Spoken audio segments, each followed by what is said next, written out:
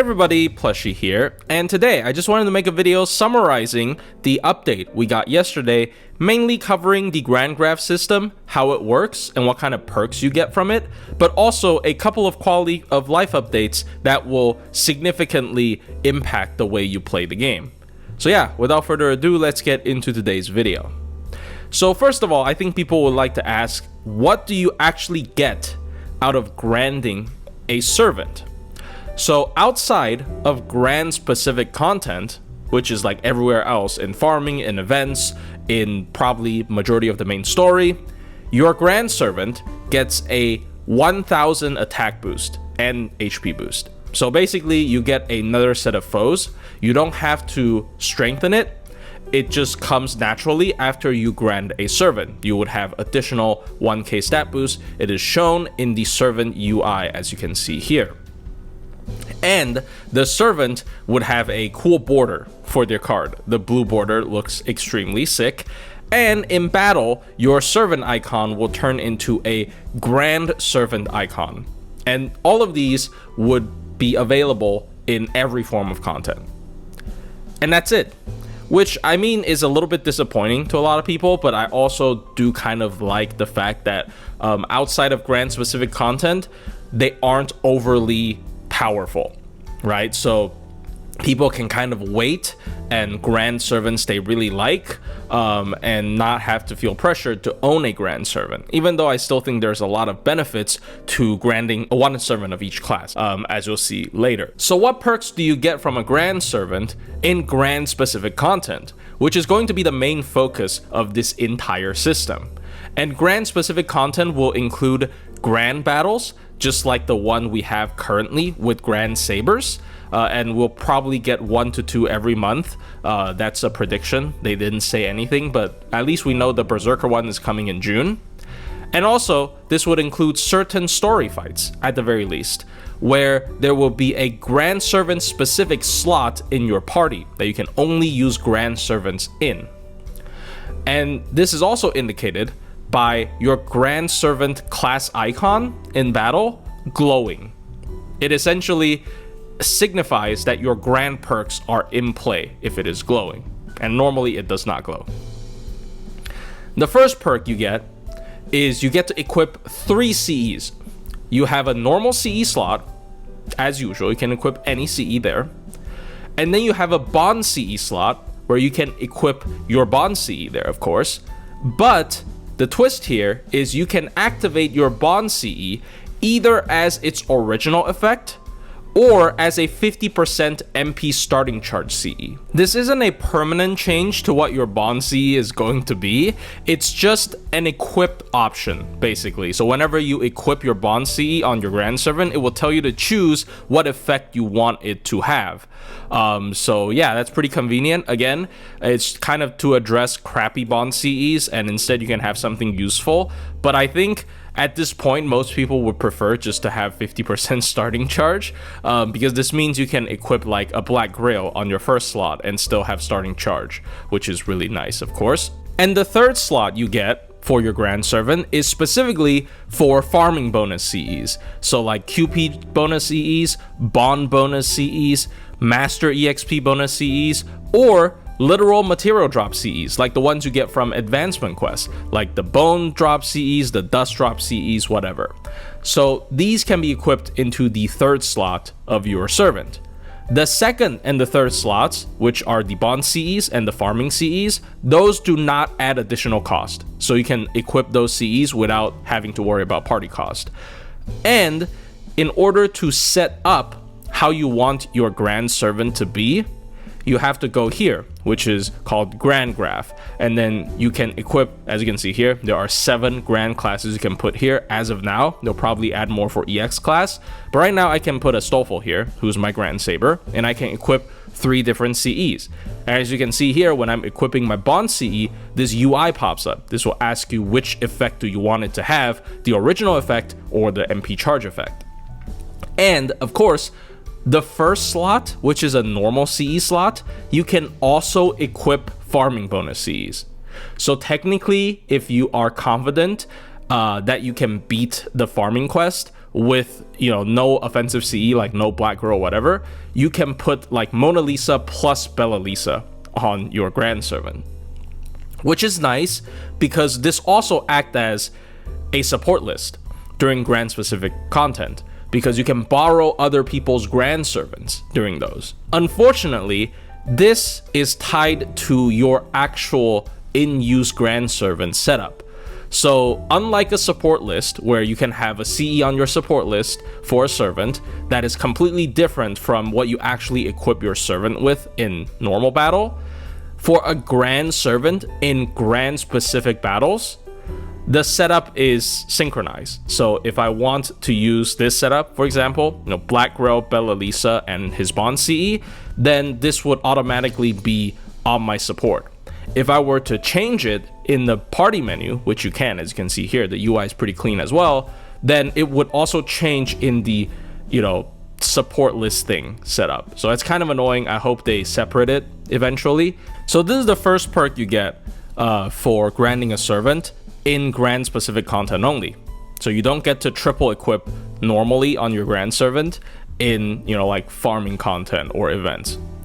The second perk you get from granting a servant in Grand specific content is you get access to Grand class score. Yes, it is a hyper powerful version of the normal class score that is only accessible to Grand Servants in specific battles. Now, these are very easy to complete and farm. These are not at all similar to the normal class score in terms of unlock difficulty. We'll get into that in just a bit. But this is the main reason why these perks cannot trigger outside of specific fights. Because let me just read to you one of these passives. There are 16 in total. So this one here, Mana Burst Sword, it says, whenever you use a Brave Chain, every command card you select will give you a one-time, one-turn mana burst of all 3 card types, as well as a one-turn 100% boost on extra attack. So what this means is not just, oh, whenever I pick a Brave Chain, I get triple mana burst and 100% extra attack. No. So for example, if I were to use a Mighty Chain, a quick Arts Buster Chain, right? When I use the quick card, I get all 3 types of mana burst for one time. But then the quick attack would use up the quick mana burst because it is only one time. So I have 50% Arts and Buster left. So my second card is an Arts card. It would get another triple mana burst. And then also it will benefit from the carryover from my first card. So my Arts would actually be boosted by 100%. And my third card is a Buster card. It will retain the Buster up from the first and the second attack, and then it would give itself another triple mana burst. So the Buster card would be 150% Buster up. And of course the extra attack would give itself 100% extra attack, and then 3 more from the first 3 attacks. So the extra attack would be 400% boosted. So yeah, that's completely ridiculous by just activating a Brave Chain. And this is just 1 out of 16 of all the passives. Obviously, this is, like, in my opinion, the most broken one out of all of them. But still, they are like similar levels of busted in terms of effects. There are also specific Grand class score skills that scale with weird stuff. So first of all, the 4 in the center, which is just a passive card effectiveness up, including extra attack, those scale with your real class score of, like, the Saber class, for example, because this is the Grand Saber class score. The more Saber class score you have unlocked, the more this mana burst is. It scales from 20% to 50% for the color buffs, and it scales from 100 to 200% for the extra attack. So you do get more out of the Grand class score if you have more of your original class score unlocked. And second of all, if you take a look at this skill, for example, this skill gives starting charge depending on the total amount of bond you have on your sabers. So they literally tally up all of the bond levels of all your sabers and check if it meets a certain threshold. Now, I do not know what the actual threshold is, but obviously I am not the biggest like saber fan, so I don't have any of them beyond bond 10, I believe, and I also don't own every saber ever, but I already have the max effect of this. So I believe you don't really need a lot of bond on your sabers in order to get this to max, so you don't have to worry too much about this. And overall, I would not unlock your normal class score just for the sake of boosting this class score, because this grand score as of now is very restricted in terms of what kind of content it's usable in, and usually you are too powerful already from all of the other busted effects that even if you only get 20% mana burst from like the center 4 nodes, you are still just one-shotting stuff, so it literally doesn't matter. So those are the perks you get from getting a servant to grand.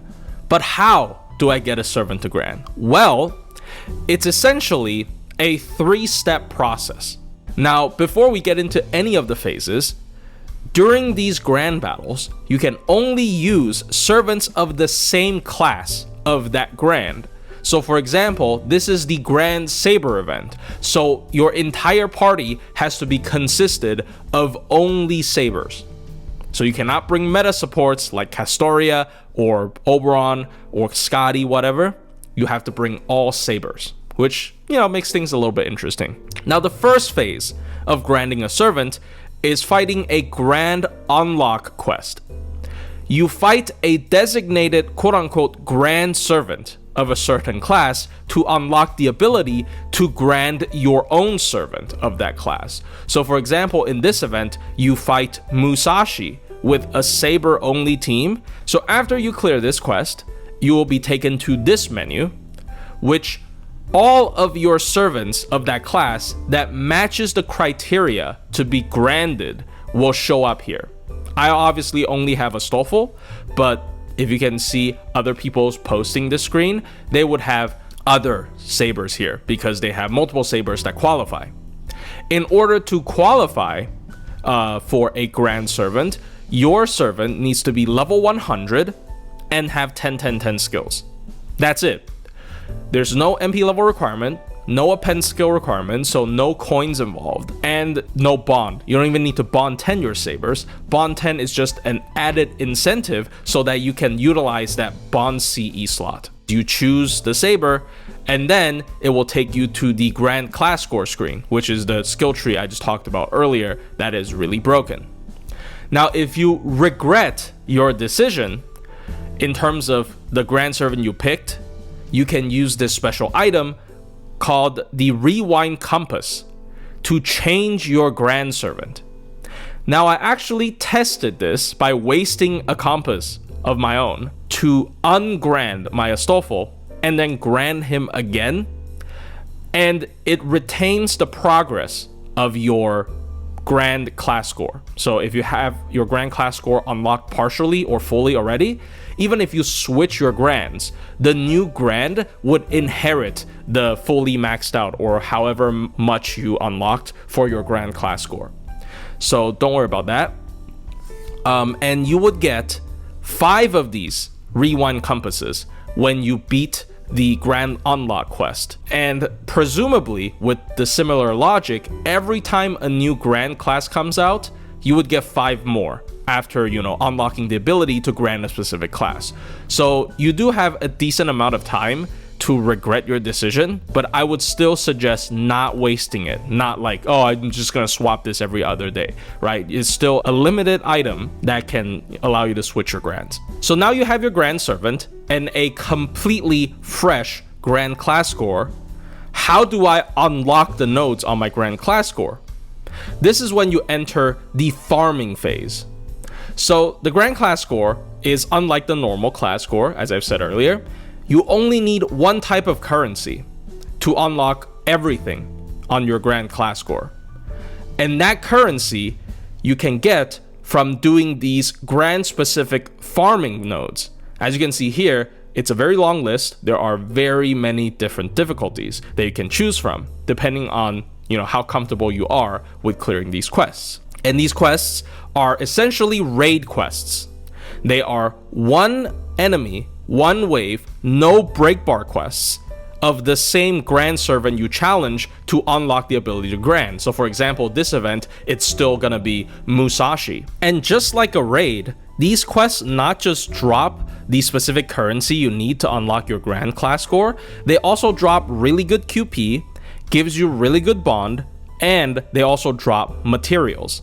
The QP is better than a 40 AP QP daily, and the bond, I do believe, is like 4,500 at base, which is better than every Bleach Earth quest, even better than 90 Star, I believe. So it's really good. And these quests will be permanent, so they would never go away. They would always be here on your main menu, but they would take one storm pod to enter, kind of like a Bleach Earth quest. However, within the first week of their release, they do not take any storm pods. So in the first week, you can farm these as much as you like and basically treat it as a mini raid event, which is great, which is now. So you should farm this if you're low on QP or you want to bond someone up or whatever. It's great. You can borrow your friend's grand on the support list to help you. So you can see, if I click on support, there's going to be grand servants present here on top of normal servants. Now, the higher difficulty nodes initially might be difficult because the highest difficulty node has a 3 million HP boss. But as you unlock your grand class score, because you're getting the currency for it whenever you're farming this, it's going to be easier and easier because your grand servant becomes more and more broken. And eventually, you can easily two-shot the boss if you get like a couple Brave Chain early on, right? So me personally, I recommend unlocking the bottom right section of the skill tree because of that one broken skill, which is this one that I mentioned earlier with the Brave Chain stupidity. That one is the biggest damage boost you can get, from this entire grand class score. Everything else is also really good, so obviously just try to max as many as possible. I will prioritize offense because it's a farming node. I want to go as fast as possible, but you can also, try to unlock some defensive ones if you find yourself having difficulty surviving the raid boss. When you unlock 12 or more of your grand class scores, which there are a total of 16, then you unlock the final phase, which is the final trial quest. And it's essentially just a stronger version of the first unlock quest you fought with like more break bars and more gimmicks. But at this point, if you have 12 of your grand class score unlocked, you're going to destroy this boss.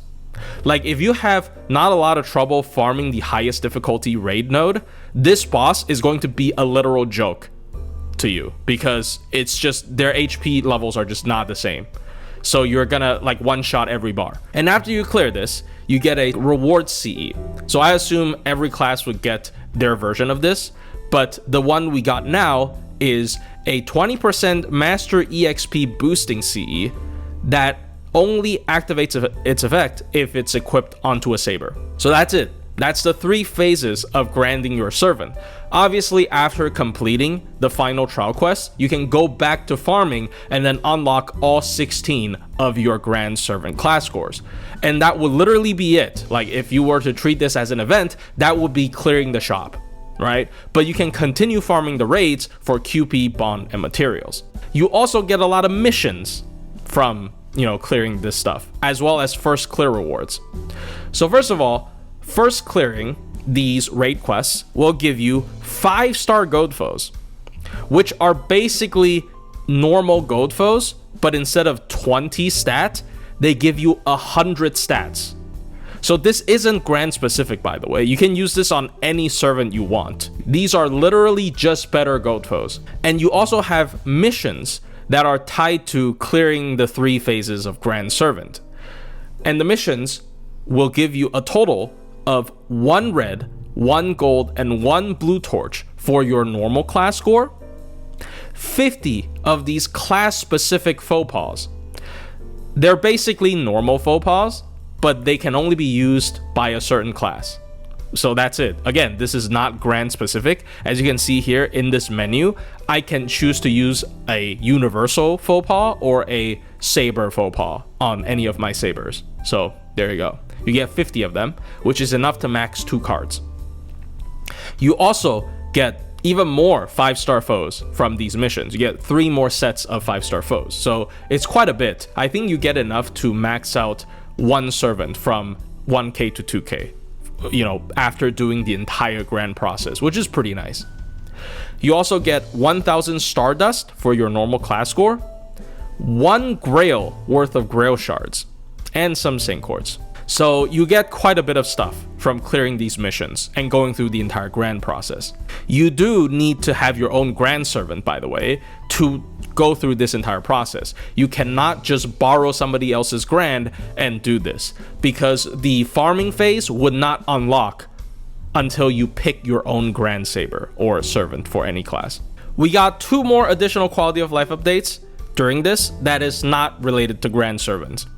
So number 1 is that your bond 15 servants will now get a passive that can bond boost the entire party by 25% whenever you clear a quest, which is super nice. This means that your bond 15 Oberons and Castorias can go back to farming. These do not trigger on supports, so if you have a support Castoria that is bond 15, that doesn't, you know, boost your party's bond. And this is particularly good if you're aiming to bond up a specific servant. So like the overall bond efficiency, I believe, is still lower than if you were to just have like a full party of servants without max bond. But if you want to like bond up a specific unit for their coins or for their bond CE, then this is the better way to go about it, because you can just have a total of 100% bond boost, assuming you include 4 bond 15 servants in your party and then your bond target, just from the servants alone. And obviously you can bring more CEs and stuff to further increase your bond boost. The second quality of life update is just the QP cap increase to 9.99999 billion, basically 10 billion. We have been waiting for this for so long, and then finally they have increased the cap to this degree. And it's released at the same time as a mini raid event, essentially. So you can fill up on your QP all you want right now. Awesome. Anyways, that's it. That's all the updates we got from yesterday. And if you have any questions, please feel free to leave them in the comments. I'll try to answer them as much as possible. And I'll see you guys in the next one.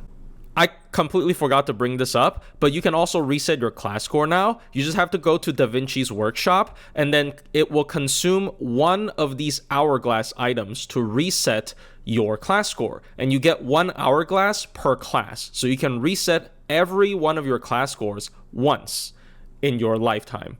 So there you go.